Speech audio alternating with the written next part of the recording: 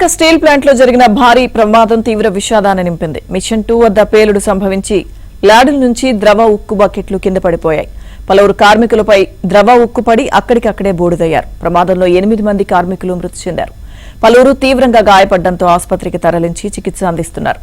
తీవ్రంగా గాయపడిన వారిలో 2 పరిస్థితి విషమంగా ఉంది. మృతదేహాలు పూర్తిగా కాలిపోయి గుర్తుపట్టలేని విధంగా మారాయి. అటు 8 మృతదేహాలను పోస్టుమార్టం కోసం కేజీహెచ్ కు తరలించారు. మృతదేహాలు గుర్తుపట్టలేని స్థితిలో ఉన్నాయి. దీంతో మృతదేహాలను గుర్తించేందుకు మృతుల బంధువుల శాంపిల్స్ ను ల్యాబ్ కు పంపిస్తామని వైద్యులు చెబుతున్నారు. DNA పరీక్షలు పూర్తయ్యేందుకు 4 రోజుల సమయం పట్టే అవకాశం ఉంది.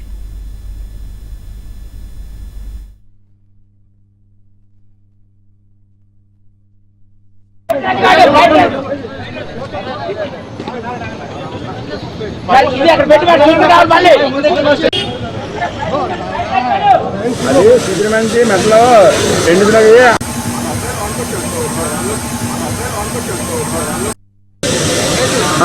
అది సుబ్రహ్మణ్యం మెట్లో 2 సూర్యబాబు ఈడ సూర్యబాబు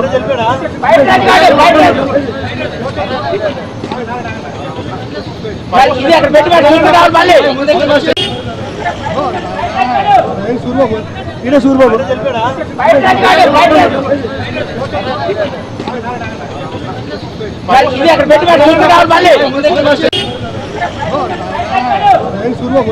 ఈడ సూర్యబాబు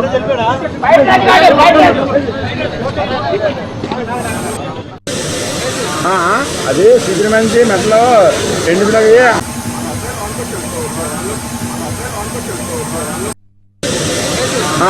అదే కేజీహెచ్ మార్చురీ వద్ద నుంచి మరింత సమాచారం మా ప్రతినిధి సతీష్ అందిస్తారు. స్టీల్ ప్లాంట్ భారీ ప్రమాదంలో 8 మంది మృతి చెందారు, మరి కొంతమంది గాయపడ్డారు. అయితే ఈరోజు ఉదయం నుంచి కూడా కేజీహెచ్ మార్చురీ వద్ద ఆ మృతదేహాలకు పోస్టుమార్టం నిమిత్తం కూడా మొత్తం వైద్య సిబ్బంది అంతా చేరుకున్నారు. అసలు పోస్టుమార్టం ప్రక్రియ ఎప్పుడు పూర్తయ్యే అవకాశాలు కనిపిస్తున్నాయి, ఎటువంటి సమస్యలు ఉన్నాయి, అసలు ఆ మృతదేహాలు ఏ స్థితిలో ఉన్నాయి అనేది ప్రస్తుతం దీనికోసం పూర్తిగా తెలుసుకునేందుకు మనతో పాటుగా కేజీహెచ్ సూపరింటెండెంట్ డాక్టర్ వాణి ఉన్నారు. ఆమెను అడిగి మరిన్ని విషయాలు తెలుసుకుందాం. మేడం నమస్తే అండి. మేడం, మన దగ్గరికి వచ్చేసరికి మృతదేహాల పరిస్థితి ఏంటి, పోస్టుమార్టం నిర్వహించడానికి మన దగ్గర ప్రస్తుతం ఎటువంటి ప్రక్రియ జరుగుతుంది? మన దగ్గరికి ఇప్పుడు స్టీల్ ప్లాంట్లో చనిపోయిన వాళ్ళు మొత్తం 8 మంది ఇక్కడికి తీసుకురావడం జరిగింది. ఈ 8 మంది కూడా అంటే చాలా మటుకు ఎక్కువ కాలిపోయి ఉన్నారు కాబట్టి ఐడెంటిఫికేషన్ కొంచెం కష్టమే. అక్కడి నుంచి ఇక్కడికి మన దగ్గర తీసుకొచ్చిన మటుకు ఎవరు ఇది మా వాళ్ళ తాలూకా అని ఎవరు ఐడెంటిఫై చేయలేదు. 8 మందిని మనం ఉంచాము ఇక్కడ.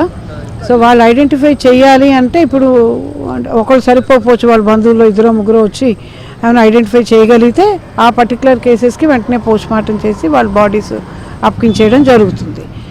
ఒకవేళ ఐడెంటిఫై చేయలేకో లేకపోతే ఇంకా కన్ఫ్యూజ్డ్గా ఉంటే ఆ పర్టికులర్ కేసెస్ మటుకు మన DNA అనాలిసిస్ పంపడానికి మేము అన్నీ సర్వంగా సిద్ధం చేస్తున్నాము.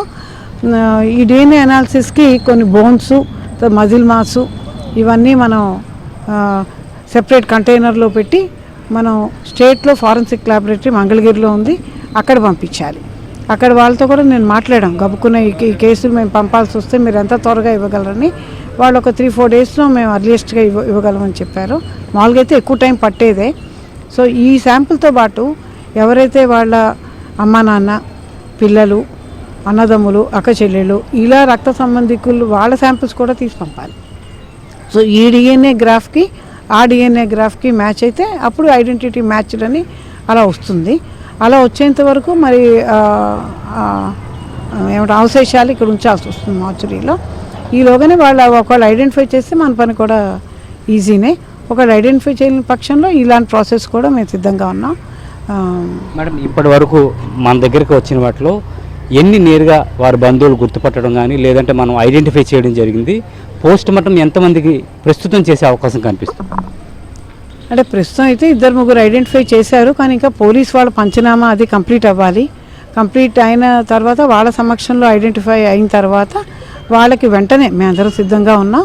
వెంటనే ఒక 1/2 అవర్ to 1 అవర్లో వాళ్ళు పోస్ట్మార్టం కంప్లీట్ చేసి వాళ్ళ బాడీస్ని ఇచ్చేస్తాం.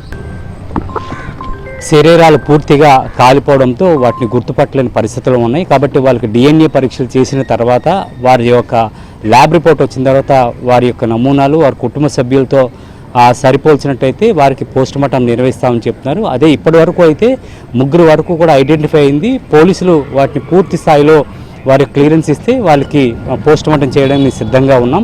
కాబట్టి మా స్థాయిలో మేమందరం కూడా సిద్ధంగా ఉన్నాం. కాబట్టి మృతదేహాలను గుర్తించగలిగితే అతి త్వరగా మేము చేయడానికి సంసిద్ధంగా ఉన్నామంటూ కేజీహెచ్ సూపరింటెండెంట్ చెప్తున్నారు. వీడియో జర్నలిస్ట్ రాజశేఖర్తో Satish, ABN Andhrajyothy, Visakha KGH mortuary నుంచి.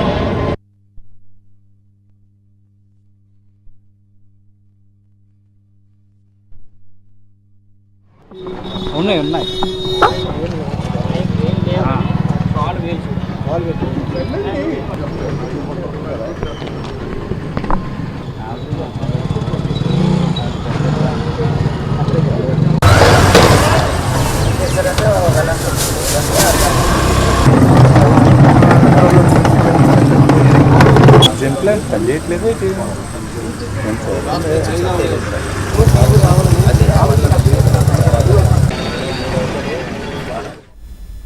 విశాఖ స్టీల్ ప్లాంట్లో పేలుడు ప్రమాదం అంతా నిమిషాల్లో జరిగిపోయింది. దగ్గరలో ఉన్న కార్మికులు ప్రమాదం నుంచి బయటపడడానికి కానీ వారికి సాయం చేయడానికి కానీ ఏమాత్రం అవకాశం, సమయం లేని విధంగా ఘోరం జరిగిపోయింది.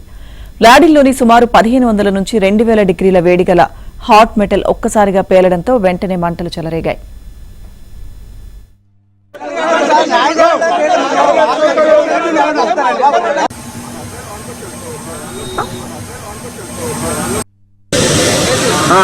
అదే శిబిరం నుంచి మెట్లో 2 బిలగయ్యా.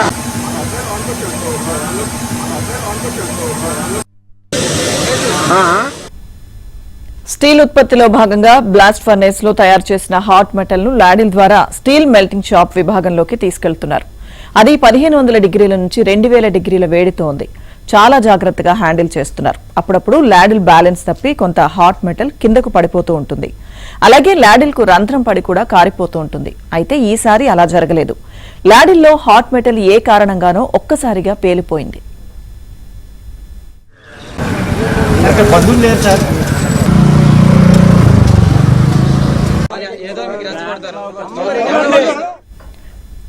పేలుడు జరిగిన సమయంలో లాడిల్లో 150 టన్నుల హాట్ మెటల్ ఉంది. పేలుడు ధాటికి లాడిల్ తునాతునకలైపోవడంతో హాట్ మెటల్ నలువైపులా చెల్లాచెదురుగా పడింది. దీంతో క్షణాల్లో ఎక్కడికక్కడే మంటలు చెలరేగాయి. హాట్ మెటల్ కింద పడి మంటలు చెలరేగిన ప్రాంతం దగ్గర కంట్రోల్ రూమ్ ఉంది. కంట్రోల్ రూమ్ లో ఉన్న ఉద్యోగులు కూడా మంటల్లో చిక్కుకున్నారు. ఇలా లాడిల్ పైన ఉంటుండగానే పేలడం విశాఖ ఉక్కు చరిత్రలో ఇదే మొదటిసారి.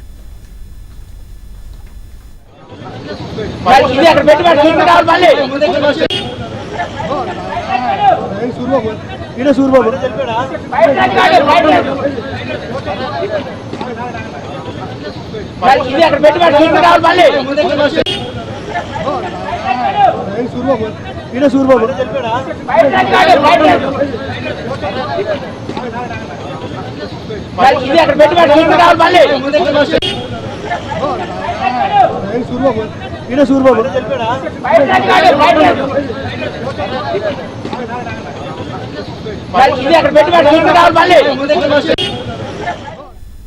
విశాఖ స్టీల్ ప్లాంట్లో 2024 నవంబర్ 3న స్టీల్ మెల్టింగ్ షాప్ 2లో భారీ ప్రమాదం జరిగింది. విద్యుత్ కేబుళ్లలో షార్ట్ సర్క్యూట్ వల్ల మంటలు చెలరేగాయి. అక్కడ యంత్ర పరికరాలపై పూర్తి అవగాహన లేని కాంట్రాక్ట్ సిబ్బంది ఉండడం వల్ల ఏం చేయాలో తెలియక మిన్నకుండిపోయారు. దాంతో అత్యంత శక్తివంతమైన కేబుళ్లు కాలిపోయాయి. వీటి పునరుద్ధరణకు కోట్లు వెచ్చించారు.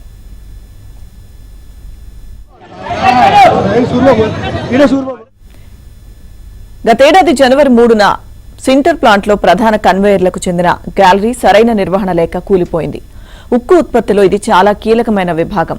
సింటర్ ప్లాంట్లకు ముడి పదార్థాలు సరఫరా చేసే కన్వేయర్ గ్యాలరీ 80 అడుగుల ఎత్తున ఉంటుంది. అది కూలిన సమయంలో అదృష్టవశాత్తు ఆ సమయంలో అక్కడ ఎవరూ లేకపోవడంతో పెద్ద ప్రమాదం తప్పింది.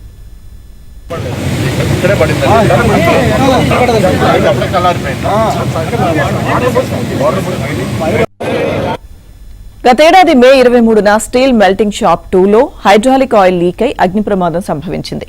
పెద్ద ఎత్తున మంటలు వ్యాపించాయి. అక్కడ ఉత్పత్తి ఆగిపోయింది. ఆయిల్ కు బదులుగా గ్యాస్ లీక్ అయి ఉంటే మరింత పెద్ద ప్రమాదం జరిగి ఉండేది. దీనికి వారం రోజుల ముందు 300 టన్నుల లిక్విడ్ స్టీల్ నేలపాలైంది. నైపుణ్యం కలిగిన సిబ్బంది లేకపోవడం, ఆపరేషన్లలో వైఫల్యం వల్ల ఈ ప్రమాదం జరిగింది.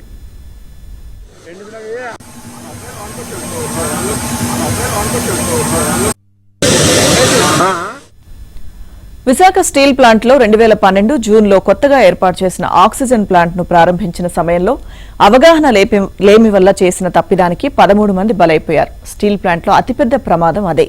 దాని తర్వాత ఇప్పుడు జరిగిందే మరో పెద్ద ప్రమాదం. అదే శిబిరమంచి మెట్లో 2 దినాలు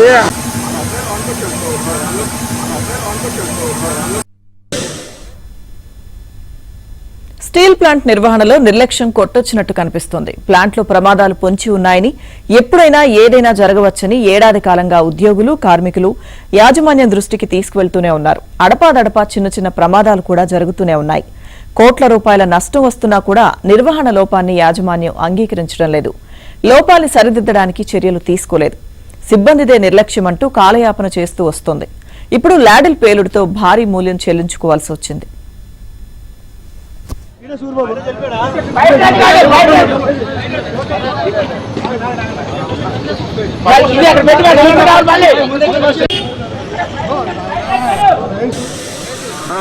అదే శిబిరమంచి మెట్లో నిజానికి స్టీల్ ప్లాంట్ గత కొంతకాలంగా ఆర్థిక ఇబ్బందులు ఎదుర్కొంటోంది. ముడి పదార్థాలకు నిధులు అందుబాటులో లేక ఉత్పత్తి తగ్గించుకుంది.